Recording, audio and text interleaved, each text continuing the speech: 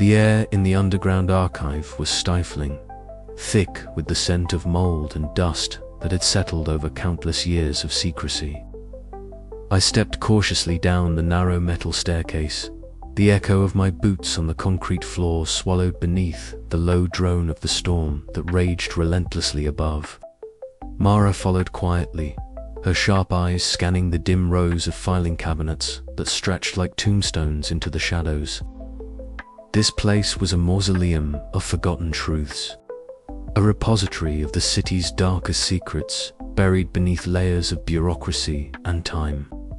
The fluorescent lights overhead flickered sporadically, casting intermittent pools of sickly yellow illumination over stacks of yellowed folders and brittle documents. Each drawer we opened released a faint, oppressive sigh, as if the archive itself resented our intrusion. I felt a chill that wasn't just from the cold. It was the weight of history pressing down on us, the knowledge that what we sought to uncover had been deliberately concealed. Mara handed me a faded file labeled simply Project Threshold, the edges frayed and stained. As I flipped through its pages, the illegible scrawl of bureaucrats and the stark typewritten reports began to paint a picture I had only glimpsed in fragments before. The city's electrical storms, I learned, had not always been mere weather phenomena. Decades ago, during the earliest recorded tempests, inexplicable events had been logged disappearances, anomalous electromagnetic readings, and distortions in reality itself. These incidents had prompted the formation of a covert government agency, an organization known only in these documents as the Silent Authority.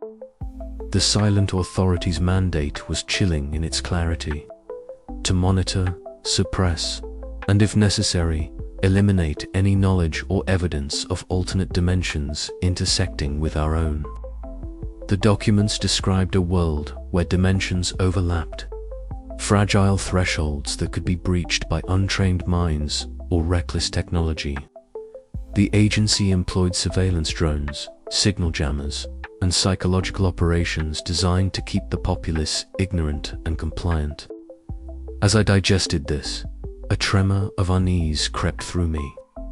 This was no longer an abstract mystery. It was a calculated suppression of truth, a war waged in silence beneath the city's ceaseless storms. I glanced at Mara, whose expression was unreadable but resolute.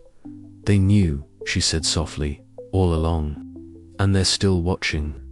The weight of isolation pressed in. I was no longer just a sound engineer chasing whispers in the static. I was now a man hunted by an invisible enemy determined to keep the veil intact. Yet, the more I uncovered, the more my obsession deepened. These voices from beyond the storm weren't just echoes. They were cries for salvation from a realm trapped and forgotten. Suddenly, the flicker of light caught my attention. Across the room, a figure emerged from the shadows. Kalen Sato, his pale face illuminated by the cold glow of a handheld scanner. His presence was both a relief and a puzzle. "You shouldn't be here," he murmured, voice low but urgent. "The more you dig, the more unstable the signals become. The liminal space is delicate. Interference could collapse the boundary entirely." I swallowed hard, feeling the full gravity of his warning. But retreat was not an option. Not when the truth was so close, when the voices begged for rescue. Together, we scanned the records, cross-referencing electromagnetic data with historical storm activity and agency operations.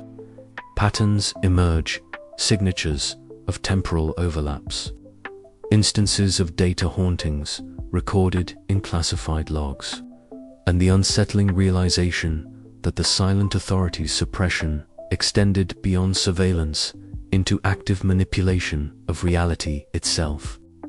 Mara's voice cut through my spiraling thoughts. "We need to be careful," she said, her usual pragmatism tempered by genuine concern. "If they catch wind of this, It won't just be our equipment at risk. Her words were a sobering reminder of the stakes. Yet, my mind raced with possibility.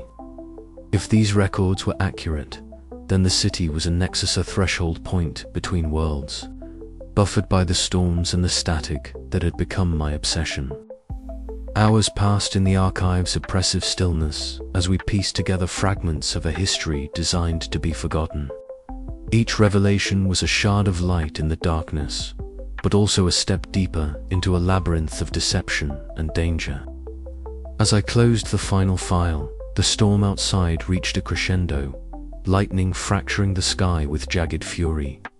The city's hum of static seemed to pulse in time with my heartbeats, a reminder that the boundary between worlds was thin and trembling. I felt Mara's hand on my shoulder, grounding me. "Whatever happens," she said quietly, "we face it together." Her loyalty was a balm to my fraying resolve, but I knew the path ahead would test us both. The silent authority was no mere myth. It was the shadow beneath the noise, a sentinel determined to keep the silence, and I was the one who had dared to listen. The archive door slammed shut behind us as we ascended back into the city's charged night, the secrets we carried heavier than the storm itself. With every step, the question loomed: how deep did this conspiracy run, and what price would I pay to expose the truth? The static whispered answers. I could almost grasp promises of rescue or warnings of oblivion. The storm was no longer just a backdrop. It was the battleground where realities collided and destinies were forged. And I was caught in the eye of it all, a lone sound engineer chasing the fading echoes beneath the noise. The city groaned under the weight of the electrical storm. Outside the lab's grimy windows, jagged forks of lightning ripped across the sky, illuminating the rain-soaked streets in harsh, fleeting flashes. The hum of static was louder than ever, a relentless, omnipresent drone that filled every crevice of the city's battered skyline. Inside, the atmosphere was just as charged, but with a different kind of electricity, the raw, desperate energy of men racing against time. Elias Vaughn crouched over the console, his lean fingers flying across dials, sliders, and switches. Sweat beaded on his forehead despite the chill of the storm, his dark hair damp and matted. Beside him, Dr. Kalen Sato adjusted a series of antennas and coils, his pale face tense beneath the glare of flickering fluorescent lights. "The storm's electromagnetic flux is off the charts," Sato murmured, voice tight. "If we can synchronize our receivers to the pulses, we might amplify the liminal spaces, signal enough for a stable transmission. But it's a razor's edge, one miscalculation, and we lose everything." Elias nodded, eyes scanning the fluctuating waveforms on the monitors. The hidden frequency, the one that carried the fragile, desperate voices from beyond, was quivering with unprecedented intensity. The storm was both a curse and a gift, its fury threatening to tear the city apart even as it provided the raw energy needed to reach through the static veil. "We have to try," Elias said, voice low but resolute. "This could be our only chance to stabilize the channel long enough to send a clear message." Outside, the thunder rumbled like a distant beast, growing louder with each heartbeat. The storm's fury was no longer just an environmental hazard. It was a living, breathing force intertwined with the city's strange liminal fabric. Elias could feel it in his bones, a vibration that pulsed in time with the hidden voices clamoring for rescue. Meanwhile, in a cramped safe house across the city, Mara Lynn's sharp eyes scanned a cluttered wall of monitors and radios. Her short hair was plastered to her head from the damp air, but her voice remained steady as she barked orders into an encrypted radio. "Jocks, status report. Are the signal jammers still active?" Static crackled back, followed by Jox's gravelly voice. They're tightening the noose. Crow's drones are swarming the eastern sector. We're holding for now, but the authorities not backing down. Mara's jaw clenched. Protecting Elias and their fragile network had become a perilous dance on a knife's edge. Every transmission risked detection. Every movement could trigger a crackdown. Yet the voices, those faint echoes beyond the storm, demanded their attention, their intervention. Back in the lab, Elias and Sato worked feverishly, aligning antennas to catch the storm's surging pulses. The monitors flickered as power surged through the equipment, the air thick with ozone and tension. Suddenly, the lights flickered and died. The room plunged into darkness as the city-wide blackout took hold, a calculated strike by the silent authority to sever their connection. "Damn it," Elias hissed, fumbling for a flashlight. The cold beam cut through the gloom, revealing Sato's pale face etched with frustration. "They're jamming our signals," Sato said grimly. "We need to ride out the blackout, wait for the next surge."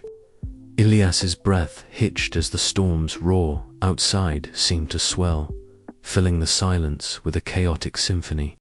Then, through the static in his headphones, the hidden broadcast surged clearer, stronger, and piercing through the chaos like a fragile beacon. Ghostly voices whispered through the crackling noise, their tones laden with pain, hope, and a desperate yearning for rescue. Elias's heart pounded as he adjusted the controls, struggling to maintain the tenuous link. "We're through," he whispered, eyes wide with awe. "The liminal space it's holding, just for a moment." Sato nodded, his usual reserve melting into a rare smile. This is it, but the victory was bittersweet. The storm raged on, the city plunged in darkness, and the unseen eyes of the silent authority weighed heavier than ever. Outside, Mara's voice crackled over the radio, steady and unwavering, a lifeline amidst the tempest. "Elias, hold on. We're not done yet." The moment hung suspended, a fragile thread connecting worlds, a fleeting bridge forged in the heart of a signal storm. But the question remained, could they stabilize this gateway long enough to save the voices trapped beyond? Or would the creeping darkness of control and silence snuff them out forever? The storm showed no signs of abating. Neither did Elias's determination. The battle for connection, for truth, and for rescue had entered its most perilous phase yet. And as the city trembled beneath the storm's wrath, the silent voices waited, hoping, pleading for a salvation that might come at a price no one could yet foresee. The storm was just beginning. The room was thick with static, a familiar presence that had become both Elias's companion and tormentor. His fingers danced over the array of knobs and switches, each adjustment coaxing the fractured signals closer to coherence. The cluttered studio, bathed in the cold blue light of aging monitors and tangled cables, felt like the nerve center of a fragile bridge between worlds. "Hold steady," Elias whispered to himself, eyes narrowing as he watched the waveform dance erratically across the screen. The voices, once indecipherable shards of sound buried beneath relentless interference, began to emerge with startling clarity. They wove together a tapestry of desperation, hope, and silent suffering that transcended the static. Mara leaned against the doorway, arms crossed, her sharp eyes reflecting a mixture of skepticism and growing concern. "It's more than noise now," she said quietly. "You're really hearing them." Elias didn't respond immediately, his focus absolute. The voices overlapped, a chorus of fragile pleas that seemed to echo from a realm caught between existence and oblivion. Each phrase was a thread, and Elias was painstakingly weaving them into a coherent narrative. The trapped realm and echo of the city's storms and shadows was alive with silent agony. "Dr. Kalen Sato entered quietly, his pale frame almost ghost-like in the subdued light. He approached the holographic displays with a practiced hand, eyes scanning the shifting waveforms. "Fascinating," he murmured, fingers tracing the pulses that pulsed in rhythm with the distant thunder. "These frequencies, they're not just random noise. They're structured, purposeful." Elias glanced up, a flicker of hope lighting his tired eyes. "It's a message, more than that, a cry for rescue." Mara stepped forward, her voice steady despite the tension thickening the air. "If we can understand it, maybe we can help. But this will bring them down on us harder. The silent authority won't like this." Elias nodded, the weight of their unspoken fears pressing heavily. Yet, in the midst of the storm's roar and the persistent hum of static, a fragile connection had been forged, one that promised salvation or destruction. Hours passed as Elias synchronized transmissions, each successful merge unraveling new layers of the trapped realm's story. The voices spoke of confinement, loss, and an unyielding hope for freedom. With every fragment pieced together, Elias felt the boundaries between his reality and theirs blur, the emotional intensity binding him closer to their fate. In the quiet moments between broadcasts, the studio seemed to breathe with the static's pulse, shadows lengthening and retreating like spectral witnesses. Elias's mind swirled with images of the trapped souls, their silent suffering etched into the very fabric of the signals. Mara's presence was a steady anchor. "You can't do this alone," she reminded him gently, her voice a lifeline against the encroaching darkness. Dr. Sato, ever the scientist, continued to analyze the data, offering technical insights that deepened their understanding, but also underscored the peril of their endeavor. "The storms create a liminal space," he explained, "a fragile boundary that these broadcasts are exploiting, but it's unstable. Too much interference, and the whole thing could collapse." The realization tightened the knot in Elias's chest. Each step forward was a gamble, a dance on the edge of oblivion. Yet the voices, once faint whispers, had become a chorus of urgency that he could no longer ignore. As the synchronized broadcast reached its crescendo, Elias slumped into his chair, overwhelmed by the flood of emotion. The voices echoed in his mind, their silent pleas now a haunting symphony that refused to be silenced. Mara placed a hand on his shoulder, her touch grounding him. "We'll figure this out," she promised, "together." But even as hope flickered in the storm-lit room, the shadow of the silent authority loomed ever closer.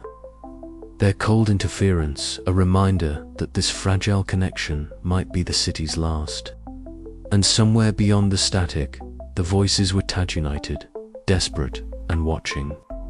The storm raged on, and with it, the unyielding human urge to reach beyond the known. The moment the monitors went dark, a deafening silence filled Elias's studio. 1 second, the screens were alive with the fractured waveforms of his recordings. The next, a void swallowed every flicker of light and sound. An unnatural quiet settled over the room, broken only by the distant roar of the relentless electrical storm thrashing the city outside. Elias's heart hammered against his ribs, each beat a frantic countdown to an unknown threat closing in. "They've cut the signal," Mara said sharply, her voice slicing through the stillness as she slammed the studio door behind her. Her sharp eyes darted around the cramped room, taking in the dead equipment and the faint hum of static that now seemed a cruel mockery of their efforts. Elias ran his fingers through his disheveled hair, the weight of the blackout pressing down on him like the storm itself. "It's more than a blackout," he muttered. "They want to erase everything we've uncovered." Mara's jaw tightened. "It's the silent authority. Agent Crow's fingerprints are all over this. They don't want these voices heard. Outside, the city was plunged into darkness. Streetlights winked out one by one, and the usual hum of urban life stuttered into an eerie lull. The storm's electric fury seemed to pulse in tandem with the blackout, as if the city itself was caught in a sinister embrace between natural chaos and human control. "We need to move," Mara urged, her voice low but urgent. "They'll be here any minute." Elias grabbed his coat, the fabric heavy and damp from the storm's persistent drizzle. Together, they slipped out through the back exit, the city's shadows swallowing them whole. The alley was slick with rain, the smell of ozone thick in the air. Distant thunder rumbled, punctuating the tension that coiled in Ilias's gut like a living thing. From the corner of his eye, Elias spotted the telltale glint of drone eyes, mechanical watchers unleashed by the silent authority to hunt them down. The drone's worry blades cut through the heavy air as they homed in on his position. "Split up," Mara hissed, pulling Elias behind a dumpster. Their breaths came in ragged gasps, hearts pounding a frantic rhythm synced to the storm's fury. Elias's mind raced.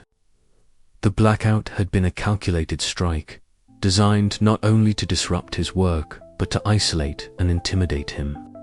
Yet, despite the overwhelming odds, a fierce ember of defiance burned within him. The voices trapped within the static depended on him, and he would not be silenced. Hours later, as the city's lights flickered back to life and the storm began to wane, Ilias and Mara regrouped in a hidden safe house. Their faces were pale, shadows etched deep beneath their eyes.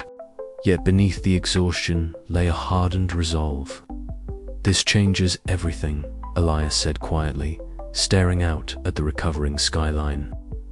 "They're not just suppressing information, they're trying to erase a truth that could unravel everything." Mara nodded. "We have to be smarter, more careful, but we fight. We expose this, no matter what." The storm had passed, but its shadow lingered. The battle lines were drawn in static and silence, and Elias knew the war for the voices beyond the storm was only just beginning. As dawn threatened to break, a new frequency hummed faintly in the back of Elias's mind, a fragile thread of hope woven through the oppressive quiet. The silent authority had cast a dark shadow over the city, but within that darkness, the signal remained alive, waiting to be heard. Elias closed his eyes, tuning his senses to the whisper beneath the roar. Somewhere beyond the blackout, beyond the storm, the trapped voices called out, and he would answer. The city was a fractured mosaic of light and shadow, a place where technology and nature clashed in a perpetual battle.